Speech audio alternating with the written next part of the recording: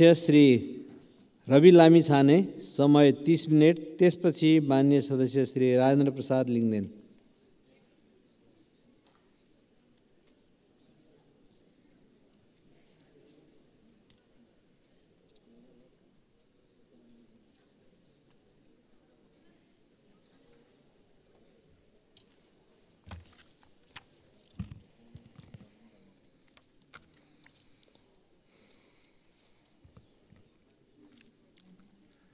सम्माननीय सभामुख महोदय, म आजको विषयवस्तुमा प्रवेश गर्नुभन्दा अगाडि केही कुरा स्पष्ट गर्न चाहन्छु। जनतामा भ्रमित हुने गरी जबरजस्ती फैलिएका प्रोपागान्डाहरूको प्रतिकार गर्न र सत्य सन्देश प्रवाह गर्नका लागि एक जिम्मेवार जनप्रतिनिधिका हैसियतले आफ्नो दृष्टिकोण जनता समक्ष पुर्याउने थलो पनि संसद भएका हुनाले म यो अनुमति चाहन्छु। सभामुख महोदय, नागरिकता विधेयकका सम्बन्धमा राष्ट्रिय स्वतन्त्र पार्टी कुनै समुदायको विरुद्ध छ भन्ने भाष्य जबरजस्ती निर्माण गरेर निमुखा नागरिकलाई गुमराहमा राख्न खोजिएको छ। त्यसो गर्नेहरूलाई म यति मात्र भन्न चाहन्छु कि राजनीतिसँग कुनै सरोकार र भोट बैंकको कुनै आवश्यकता नहुँदा पनि प्राकृतिक विपत्ति, वैदेशिक रोजगारीका समस्या र मिटर ब्याज जस्ता विषयमा आवाजविहीन मधेसी जनताको पक्षमा हामी उभिएको संसार साक्षी छ। मैले श्रेय लिन खोजेको होइन, एउटा दृष्टान्त मात्र दिन खोजेको हुँ। सम्माननीय सभामुख महोदय, मलाई नागरिकले नागरिकता नपाउनुको पीडा थाहा छ, साँच्चै नै थाहा छ। कुनै पनि नेपाली नागरिक नागरिकताबाट वञ्चित हुनु हुँदैन, त्यो उसको नैसर्गिक अधिकार हो। जन्मसिद्ध नेपाली नागरिकका सन्तान र एकल आमाहरूका सन्तानको नागरिकताको अधिकार मेरो र तपाईँको जति नै सुनिश्चित छ हुनुपर्छ सभामुख महोदय। मात्र वैवाहिक अङ्गीकृतका विषयमा मौन रहेका हुनाले यसबारेमा छलफल चलाउन खोजिएको हो र सम्मानित सभामुख महोदय मार्फत म जानकारी गराउन चाहन्छु। एकल आमाका सन्तानले नागरिकता लिँदा आमाले बाबुको पहिचान नै नखुलेको स्व घोषणा गर्ने व्यवस्था हाम्रा आमा दिदीबहिनीहरूको आत्मसम्मान विपरीत छैन यो? यस्ता प्रश्नहरूको विषयमा पनि सोचौँ भनेको हामीले। विधेयक संसदमा आएको भए हामी छलफल गर्थ्यौँ, स्वामित्व लिन्थ्यौँ। तर जसरी जुन बाटोबाट प्रमाणीकरण भयो, जम्मा विपत्ति यतिमा हो सभामुख महोदय। र यदि सदनमा आएर छलफल हुने भएको भए त्यहाँ भएको विभेदका विषयमा पनि हामी कुराकानी गर्थ्यौँ। महिला र पुरुषलाई जुन विभेद गरिएको छ वैवाहिक अङ्गीकृतका विषयमा, त्यसमा पनि हामी हाम्रो धारणा राख्थ्यौँ र दुधको दुध पानीको पानी थाहा हुन्थ्यो कि यो सदनमा आइसकेपछि को के कुराको पक्षमा छन् या विपक्षमा छन् भन्ने कुरा थाहा हुन्थ्यो। त्यसकारणले यो गलत बाटोबाट गएका हुनाले गलत मानिसको पुतला जलाइएको छ भन्ने कुरा म सम्मानित सदन मार्फत जानकारी गराउन चाहन्छु। र अर्को महत्त्वपूर्ण कुरा सम्मानित सभामुख मार्फत भन्न चाहन्छु कि हामीले पार्लियामेन्टको डिग्निटी राख्नलाई कहीँ कतै चुकिरहेका त छैनौँ, यसबारेमा पनि अलिकति ध्यान आकर्षण गराउन चाहन्छु सभामुख महोदय। जस्ता विषयहरूमा हामीले छलफल गऱ्यौँ, हामी नयाँ राजनीतिक दलका हिसाबमा, चाहे ती हाम्रा पक्षबाट आएका हुन् या अन्य राजनीतिक दलबाट आएका विषयहरू हुन्, हामी काहीँ न काहीँ लज्जित भएका छौँ। यो सदन भैँसी राँगाको विषयमा गफ गरेर यदि 5 वर्ष बिताउने हो भने हामीले गोबर बाहेक केही पनि प्राप्त गर्न सक्दैनौँ। हामी आत्मआलोचना गर्न चाहन्छौँ। हाम्रा दलबाट पनि भएका कमी कमजोरीलाई आत्मआलोचना गर्न चाहन्छौँ र नयाँ राजनीतिक दलका रूपमा हामी एउटा नयाँ अभ्यास लिएर आएका छौँ। हामीले आज बजेटमा कुराकानी गरिरहँदा, राष्ट्रका महत्त्वपूर्ण मुद्दामा कुराकानी गरिरहँदा आम सर्वसाधारणमा संसदबाट गएको सन्देश राम्रो सन्देश गएको छैन। म आफ्नो भागको ब्लेम, आफ्नो भागमा परेको जुन दुःख छ त्यो आफू जिम्मेवार हुन चाहन्छु र आफ्नो राजनीतिक दलका तर्फबाट गत केही दिनहरूमा भएका बहसहरू अलिकति अमर्यादित भएकोमा क्षमा याचना पनि गर्न चाहन्छु। सम्माननीय सभामुख महोदय, म अब विषयवस्तुमा प्रवेश गर्न चाहन्छु। आगामी आर्थिक वर्ष 80-81 का लागि सरकारले गत 1 महिनामा विनियोजन विधेयकका प्राथमिकता, त्यसपछि नीति तथा कार्यक्रम अनि अहिले बजेट बारेमा बजेट प्रस्तुत गरेको छ। यी कार्यक्रमहरू हेर्दा मनमा एउटा प्रश्न जन्मिएको छ सभामुख महोदय। सरकारले प्रस्तुत गरेको यो विनियोजन विधेयकका प्राथमिकता, नीति तथा कार्यक्रम र बजेट एउटै सरकारले ल्याएर आएको हो कि फरक सरकारको पालामा आएको भन्ने कुरामा म चाहिँ अलिकति दोधारमा परेको छु। किनभने यी कार्यक्रमहरूबीच तालमेल कहीँ कतै भेटिएको छैन। यसबारेमा छुट्टै बहस गरौँला। तर अहिले म बजेटमा केन्द्रित भई केही कुराहरू राख्न चाहन्छु। सम्माननीय सभामुख महोदय, एउटा उदाहरण मात्र यहाँ प्रस्तुत गर्न चाहन्छु। मान्नुहोस् कुनै एउटा परिवार छ, त्यो परिवारका 4 सदस्यले कमाउँछन्। एकजना सरकारी जागिरे छ भन्ठान्नुहोस्, एकजना कृषि कार्य गर्छ, एउटा खुद्रा पसल चलाउँछ, अर्को एउटा वैदेशिक रोजगारीमा जान्छ। त्यस परिवारको घरमूलीले आउने वर्ष हाम्रो प्रत्येक सदस्यको आम्दानी एउटा 5% भनौँ न 5%ले बढ्छ भनेर हिसाब देखायो भने कसरी पत्याउने? घरमूल्यले हिसाब देखाए जस्तो सबैको आम्दानीको वृद्धि दर एउटै कसरी हुन सक्छ सभामुख महोदय? जस्तै सरकारले दिने पारिश्रमिकको कुरा, त्यसको वृद्धि दर सरकारले निर्धारण गर्छ। व्यापारबाट हुने आम्दानीको त्यसको चाहिँ नि बजारको व्यवस्थापनले निर्धारण गर्छ। वैदेशिक रोजगारीमा हुने कुरा रोजगारदातामा भर पर्छ, श्रमको माग अनुसार भर पर्छ, ती देशको नीतिले निर्धारण गर्छ। कृषिबाट हुने आम्दानी, उत्पादनको अवस्था, बिक्री मूल्यहरूले निर्धारण गर्छन्। मैले दृष्टान्त दिएको घरमूलीको त्यो 5% को बेसुरा अनुमानको उदाहरण हाम्रो अर्थमन्त्रीज्यूको अनुमानसँग ठ्याक्कै मिल्छ कि भन्ने मलाई लागेको छ।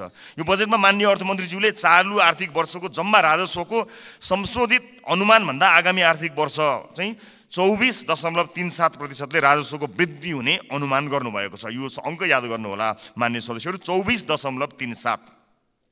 यस बजेटमा माननीय अर्थमन्त्रीज्यूले राजस्वका 90 वटा शीर्षकहरूमध्ये 68 वटा शीर्षकहरूबाट प्राप्त हुने राजस्वको मूल्य दर 24.37% नै हुन्छ भन्ने अनुमान गर्नुभएको छ। साथै राजस्वका मुख्य आधारहरू जस्तै कर, गैर करको दुवैको वृद्धि दर पनि 24.37% अनुमान गर्नुभएको छ। त्यसैगरी करका स्रोतहरूमा आय, मुनाफा तथा पुँजीगत लाभमा लाग्ने कर, वस्तु तथा सेवामा आधारित कर र वैदेशिक व्यापारमा लाग्ने कर सबैको वृद्धि दर 24.37% हुन्छ भन्ने अनुमान गर्नुभएको छ। सम्माननीय सभामुख महोदय, होलसेलमा गरिएको यस्तो अनुमानबाट यो पुष्टि हुन्छ कि यो बजेटको लेखन एउटा झारा टार्ने काम र एउटा गैर जिम्मेवारी काम भएको अथवा हेलचेक्राइपूर्ण ढङ्गबाट गरिएको हो कि भन्ने आशंका गर्ने प्रशस्त ठाउँहरू रहेको छ। यद्यपि यो रेभेन्यू फोरकास्टरको रूपमा म आफूलाई प्रस्तुत गरिरहेको छैन र यो रेभेन्यू फोरकास्टिङको विज्ञ पनि म होइन, तर यसरी यो कुनै एउटा कम्प्युटरमा एउटा एक्सेल सिटमा चालु आर्थिक वर्षको अङ्क राखेर त्यसमा चाहिँ 24.37% जोडेर राजस्व वृद्धिको अनुमान, यो चाहिँ जो कोहीले पनि गर्न सक्ने म देख्दछु। फेरि पनि म जोड लगाउँछु कि म रेभेन्यू फोरकास्टिङको विज्ञ चाहिँ होइन। यस्तो हचुवाको भरमा अनुमानित बजेट प्रस्तुत गर्नलाई विद्वान अर्थमन्त्री अथवा विद्वान अर्थ मन्त्रालयका उच्च पदस्थ अधिकारीहरूको आवश्यकता पर्दैन भन्नका लागि चाहिँ रेभेन्यू फोरकास्टर हुनु पर्दैन भन्ने मलाई लाग्दछ। सभामुख महोदय, मैले नेपालको विगत केही वर्षको राजस्व, कर र गैर करका वृद्धि दर पनि हेरेको छु, जसमा कुनै पनि वर्ष हाम्रो राजस्वको वृद्धि दर, करको वृद्धि दर र गैर करको वृद्धि दर समान छँदै छैन। सभामुख महोदय, बजेट निर्माण प्रक्रियामा राजस्वको अनुमान नै यस्तो प्रमुख आधार स्तम्भ हो जसको आधारमा विभिन्न क्षेत्रमा गरिने खर्च तय गरिन्छ। चालु आर्थिक वर्षको प्रक्षेपित राजस्व करिब 14 खर्ब उठ्न नसक्ने भई संशोधित अनुमान करिब 11 खर्बमा झार्नु परेको यो विषम अवस्थामा अर्थमन्त्रीज्यूले आगामी आर्थिक वर्षको बजेट प्रस्तुत गरिरहँदा जम्मा राजस्वको करिब 93% भन्दा बढी उठ्ने अनुमान गरिएको राजस्वका शीर्षकहरूबाट प्राप्त हुने राजस्वको वृद्धि दर एउटै 24.37% हुने अनौठो अनुमानले हामीलाई कहाँ पुर्याउने हो भन्ने एउटा ठूलो प्रश्न खडा भएको छ। चालु आर्थिक वर्षमा लक्ष्य अनुसार राजस्व सङ्कलन हुन नसक्दाको परिणाम स्थानीय तहमा हस्तान्तरण हुने समानीकरण अनुदानको 50% कटौती गर्ने अवस्थामा सरकार पुगेको सर्वविदितै छ। यस्तो हचुवाको भरमा प्रक्षेपण गरिएको राजस्वमा आधारित आगामी वर्षको बजेटले हामीलाई, यो मुलुकलाई कहाँ पुर्याउने हो ठूलो प्रश्न खडा भएको छ। राष्ट्रको ढुकुटीमा सङ्कलन हुने अनुमान हचुवाको भरमा भएको बजेटमा आधारित खर्चका कार्यक्रमहरू कसरी विश्वासिला हुन सक्छन्? सभामुख महोदय, मेरा पार्टीका मान्य सदस्यहरूले बजेटका कार्यक्रमको बारेमा पनि आफ्नो मन्तव्य राखिरहँदा हाम्रो पार्टीको धारणा पनि राख्नुभएकै छ र म पुनः दोहोऱ्याउँदै यो गरिमामय सदनको समय बर्बाद गर्नतिर लाग्दिनँ। तसर्थ सम्माननीय सभामुख महोदय मार्फत हाम्रा विद्वान अर्थमन्त्रीज्यूलाई विश्वमा इमान्दार, मेहनती र कर्तव्यनिष्ठ भनी पहिचान बनाएका सम्पूर्ण नेपाली आमा बुवा दाजुभाइ तथा दिदीबहिनीहरूको जनप्रतिनिधिको हैसियतले केही प्रश्नहरू राख्न चाहन्छु। 1, कर र गैर करलाई प्रभाव पार्ने विषयवस्तु र क्षेत्र फरक हुन्छन् भने एउटै दरमा वृद्धि कसरी सम्भव हुन्छ? 2, कुल राजस्व र कर वृद्धिको दर एउटै कसरी हुन्छ? 3, कुल राजस्व र गैर करको वृद्धि एउटै कसरी हुन्छ? 4 अझै उदेक लाग्दो चाहिँ कर र गैर कर जसको आधार र प्रकृति बिल्कुल भिन्न हुन्छ, यिनीहरूको वृद्धि दर कसरी एउटै हुन्छ? मेरो प्रश्न। 5 करका विभिन्न स्रोतहरूको वृद्धि दर फेरि एउटै कसरी हुन्छ? 6 राजस्वका 90 शीर्षकहरूमध्ये 68 वटा शीर्षकहरूबाट प्राप्त हुने राजस्वको वृद्धि दर एउटै कसरी हुन्छ? यी प्रश्नहरूले यस्तो हचुवाको भरमा प्रक्षेपित राजस्वको आधारमा खर्च गर्न बजेटमा प्रस्ताव गरिएका विभिन्न कार्यक्रमहरूको बारेमा छलफल र टीका टिप्पणी गर्नुको कुनै औचित्य छ कि छैन भन्ने कुरा खडा गरेको छ सभामुख महोदय। झोलामा कति पैसा आउँछ भन्ने हचुवाका भरमा गरिएको अनुमानबाट गरिने खर्चका बारेमा छलफल गरेर गरिब जनताबाट सङ्कलन गरिएको राजस्व दुरुपयोग गर्नु कति उपयुक्त हुन्छ, यो पनि एउटा प्रश्न भएको छ। सम्मानित सभामुख महोदय, अर्थमन्त्रीज्यूले भर्खरै उठाएका प्रश्नहरूका सम्बन्धमा नेपाली जनतालाई स्पष्ट पार्नुहुनेछ भन्ने मैले आशा लिएको छु। यदि यसको स्पष्ट र विश्वास लाग्दो आधार नेपाली जनता सामु आएन भने सत्ता पक्षका माननीय सांसदहरूले यो बजेटलाई कुन नैतिकताले पास गर्नुहुन्छ होला, मैले गम्भीर प्रश्न खडा गरेको छु। सम्मानित सभामुख महोदय, राष्ट्रिय स्वतन्त्र पार्टी यो सदनमा उपस्थित भइसकेको छ। विगतमा जे भए पनि अब त्यसरी नचलोस्। माननीय अर्थमन्त्रीज्यूले मैले उठाएका प्रश्नहरूको विश्वासिलो आधारसहितको भरपर्दो जवाब दिनु सक्नु भएन भने मलाई आशा छ उहाँ राजस्व अनुमानमा संशोधित प्रस्ताव लिएर आउनुहुनेछ। हामी सृजनात्मक र रचनात्मक प्रतिपक्षको भूमिका निर्वाह गर्दै उहाँको संशोधित बजेटलाई पारित गराउन फेरि अग्रणी भूमिका निर्वाह गर्नेछौँ। सभामुख महोदय, सचेत नेपाली जनताहरूले हेरिरहेका छन्। बहुमतको आधारमा यस्तो हचुवाको भरमा अनुमान गरिएको राजस्वमा आधारित बजेटलाई पास गरेर अघि जाने हो भने यसको जिम्मेवारी पास गर्नुहुने सम्पूर्ण माननीयज्यूहरूले लिनुपर्नेछ। गल्ती हुन सक्छन्, त्यसलाई सच्याएर अघि बढ्नु इमान्दारिता र महानता हो।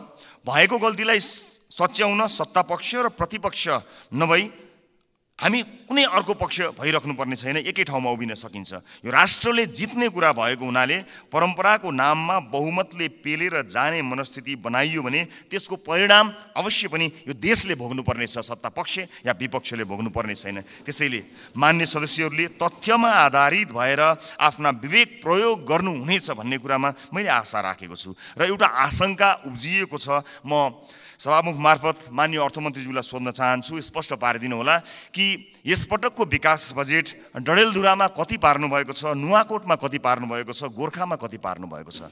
एउटा गम्भीर प्रश्न खडा भएको छ।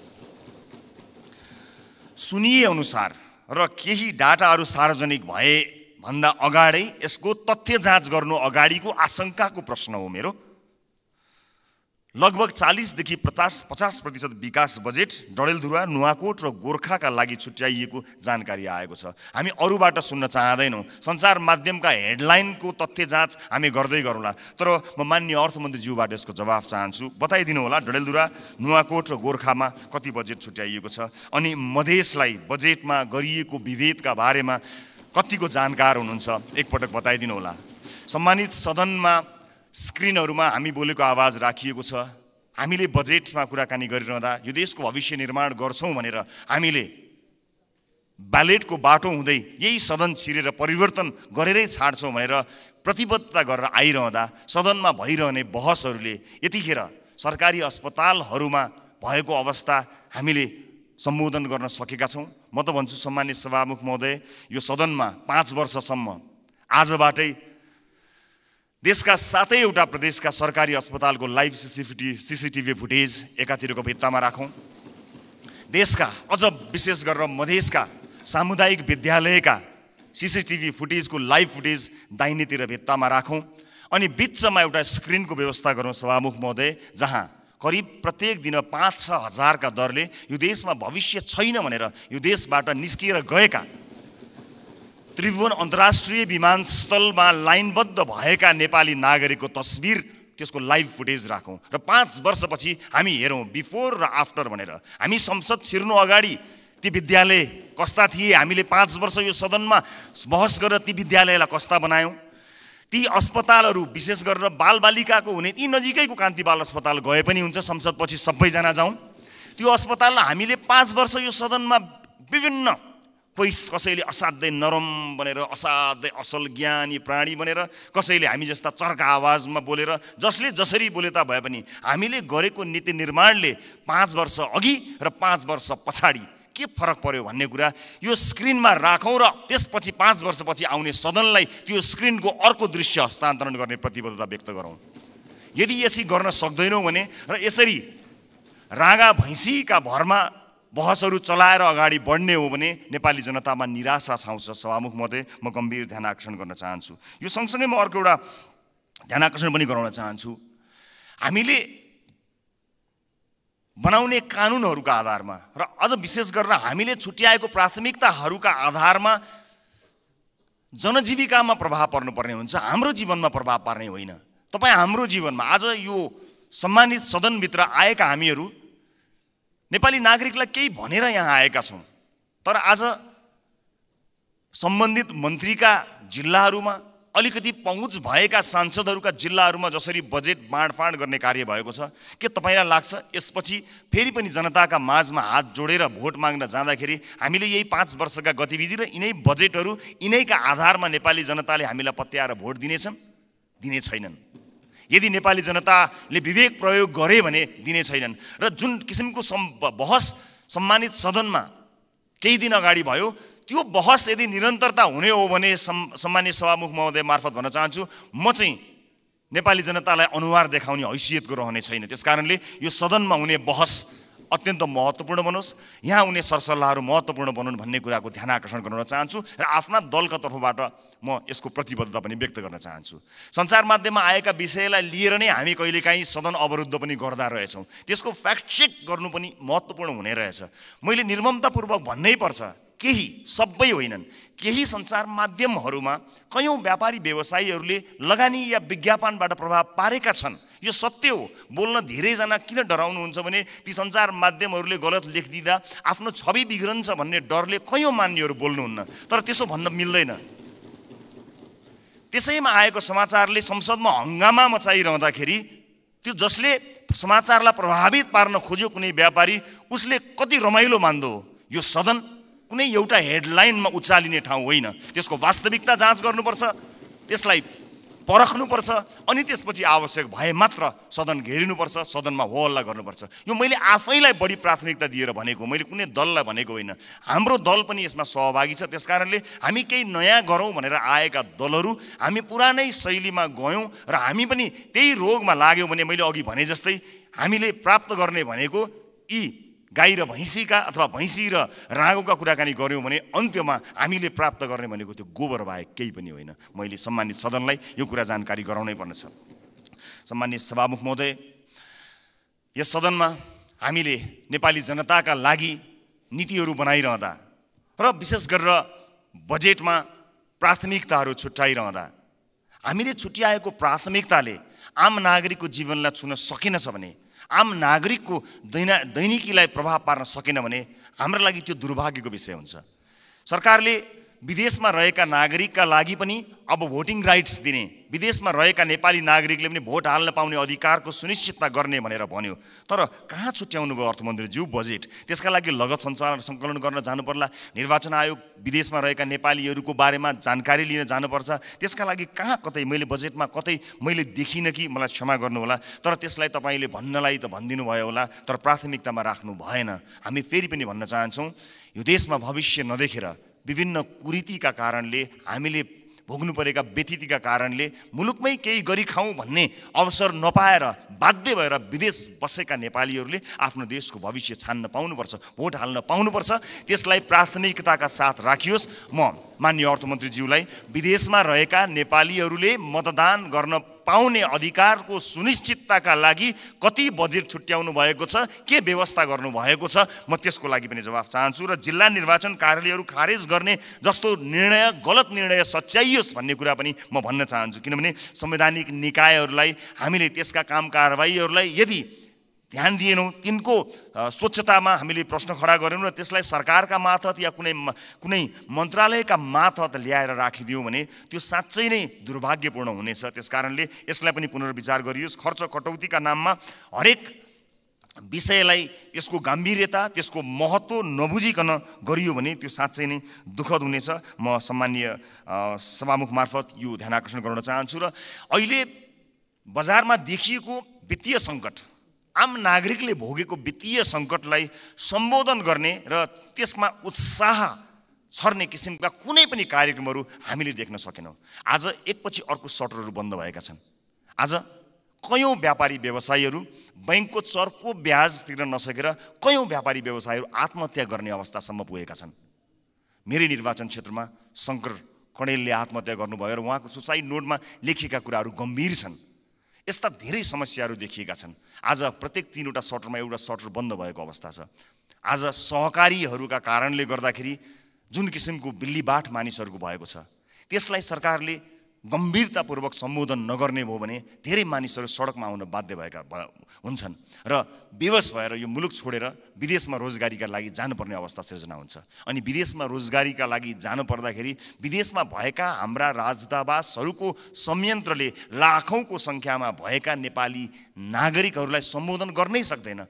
यहाँ केही गरौँ भन्दा गर्न पाएका छैनन्। देशै छोडेर जाँदा परदेशमा पनि दुःख पाएर बसेका छन्। मुलुकको समाजको वास्तविक समस्यासँग हाम्रो नीति, हाम्रो बजेट, हाम्रो कार्यक्रम कसरी अलग हुन सक्छ? सभामुख महोदय, समाजको चरित्रभन्दा, समाजले भोगेको पीडाभन्दा हामीले यहाँ गर्ने डिस्कसन, तपाईँ हामीले गर्ने संवाद कसरी फरक हुन सक्छ? सभामुख महोदय, समाजले भोगेको पीडालाई मलम लगाउन नसक्ने गरी हामीले गर्ने संवादको के अर्थ हुन्छ? सभामुख महोदय, त्यसकारणले म विनम्रतापूर्वक अनुरोध गर्न चाहन्छु सभामुख महोदय मार्फत कि नेपाली जनताको पीडालाई, नेपाली जनताले आज भोगेका समस्याहरूलाई त्यसलाई महसुस गरेर, त्यसलाई लिपिबद्ध गरेर हामीले बजेटमा ध्यान दिनुपर्छ। र अन्त्यमा आगामी वर्षका लागि हामीले यसो गर्न सक्छौँ कि सानो एउटा सुझावसहित म बिदा माग्छु।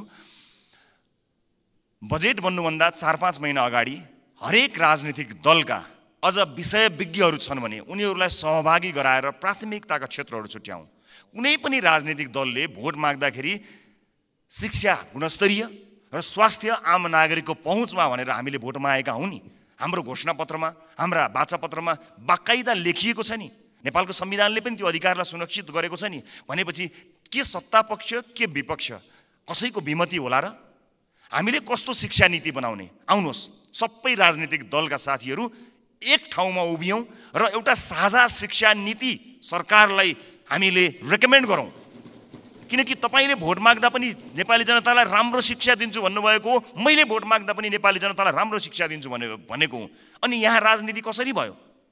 तपाईँको जिल्लाका बाटोहरूमा भोट हालेपछि अब तपाईँ यहाँ कुनै नेताको जिल्ला अथवा गाउँठाउँमा बाटो पुर्याएर भोट माग्ने दिनको त अब अन्त्य गर्नुपर्छ हजुर। सिङ्गो देशलाई हेर्नुपर्छ। अब त त्यसरी चल्दैन बाँडेर। यो नागरिकको स्वास्थ्यका लागि आवश्यक पर्ने हेल्थ केयर बिल कस्तो हुनुपर्छ? सबै राजनीतिक दलका 101 छानेर एक ठाउँमा बसौँ बजेट बन्नुभन्दा करिब 4-5 महिना अगाडि र हामी साझा अवधारणा बनाऊ र त्यसमा एउटा कमन कमिटमेन्ट गरौँ। त्यसलाई सरकारको शिक्षा नीति बनाऊ। कोही विपक्षमा हुने छैनन् किनकि सबैको अपनत्व हुनेछ। त्यसै गरी स्वास्थ्यका विषयमा कुराकानी गरौँ, अफोर्डेबल हेल्थ केयरका बारेमा हामी कुराकानी गरौँ र सबै दलका माननीयहरू अझ विषयविज्ञहरूलाई राखेर र आवश्यक परे नागरिक समाजबाट पनि विषयमा विज्ञता हासिल गरेका मानिसहरूलाई ल्याएर यो देशको स्वास्थ्य नीति कस्तो हुन्छ भन्ने कुरामा बहस गरौँ। 5 महिना अगाडि बहस गरौँ र त्यस बहसबाट निस्किएको निष्कर्ष, चाहे त्यो मुखमा त्यो निष्कर्ष निस्किएको भोलिपल्ट सरकार ढलोस्, जसुकैको सरकार बनोस्, सत्तापक्ष प्रतिपक्ष बनोस्, प्रतिपक्ष सत्तापक्ष बनोस्, तर त्यो नीति फेल हुनु भएन। यदि नेपाली जनतालाई हामीले हृदयमा राखेका हौँ, साँच्चै नै यो देशको मुहार फेर्नका लागि यहाँ आएका हौँ भने यो काम गरौँ। होइन आफ्नो र आफ्नाका मुहार फेर्न आएको हो भने यसै गरी चलाउँ, 5 वर्ष बिताउँ, तर हामी चाहिँ अनुहार देखाउन लायकका हुने छैनौँ। देशको मुहार जस्ताको तस्तै, तर राजनीतिज्ञको मुहार कति धेरै चम्किलो भएको छ हेर्नुहोस् त। किनकि हामीले जनताका मुद्दालाई चुनावका बेलामा मात्र सम्झ्यौँ, चुनाव पछाडि बिर्स्यौँ। म सम्पूर्ण माननीय सदस्यहरूलाई सत्तापक्ष प्रतिपक्ष जहाँ रहनु भएको छ म सबैलाई विनम्रतापूर्वक अनुरोध गर्न चाहन्छु। नागरिकता विधेयकमा पनि हामीले भन्न खोजेको त्यही हो। ओनरसिप यहाँ छलफल हुन पाएको भए सम्भवतः त्यसमा भएका बुँदाहरूमा अथवा छुटेका विषयहरूमा छलफल गर्न सकिन्थ्यो। यहाँ भएका कुनै पनि दलका मान्य सदस्यहरूले नेपाली नागरिकले नागरिकताबाट वञ्चित हुनु परोस् भन्ने कुरामा मत हाल्नै सक्नुहुन्न। कसले सक्नुहुन्छ र? विमति कसैको पनि हुने छैनन्। तर सबैले अपनत्व महसुस गरी सही ढङ्ग र सही बाटोमा आएको भए अहिले सम्भवतः सम्मानित अदालतमा गएर त्यो अड्किने थिएन। अनि त्यसको दोष केही दलहरूले लिनु परेको छ, वास्तवमा होइन। नेपाली नागरिकले नागरिकता प्राप्त गर्नुपर्छ भन्ने कुराको विरोधमा, त्यसको विपक्षमा कोही पनि नेपाली हुनै सक्दैन। तर त्यसभित्रको अन्तर्वस्तुमा पछिसम्मलाई सोचेर संवेदनशील विषयहरूमा यो सदन जहाँ नयाँ माननीयहरू र नयाँ राजनीतिक दलका रूपमा हामी पनि आएका छौँ, हामी पनि यसमा सहभागी हुन चाहन्छौँ अनि हामी पनि यो छलफलमा सहभागी हुन चाहन्छौँ, अन्तर्वस्तुमा कुराकानी गर्न चाहन्छौँ र त्यो विधेयकले छुटाएका तर महत्त्वपूर्ण विषयमा हामी योगदान दिन चाहन्छौँ र इतिहासलाई त्यो दस्तावेजमा हामी पनि सही साक्षी हौँ भनेर भन्न चाहन्छौँ। हामी पक्षमा छौँ। हामी जन्मसिद्ध नेपाली नागरिकहरूले नागरिकता पाउनुपर्छ भन्ने कुराको पक्षमा छौँ। हामी सम्पूर्ण योग्य नेपाली नागरिकहरूले नागरिकता पाउनुपर्छ भन्ने कुराको पक्षमा छौँ। हामी त्यो बहसमा सहभागी हुन चाहन्छौँ र पछिसम्म यो मुलुकलाई हित हुने विषयमा सहभागी मात्र हुन चाहन्छौँ। सम्मानित सदनमा आज मैले यति कुराहरू राखेँ। मलाई विश्वास छ हामीले गरेका बहसहरू केवल बहसका लागि होइनन्। हामीले भनेका यी शब्दहरू, हामीले प्रकट गरेका हाम्रा धारणाहरू केवल यतिकै एउटा धारणा राख्नलाई गरिएका विषयवस्तु होइनन्।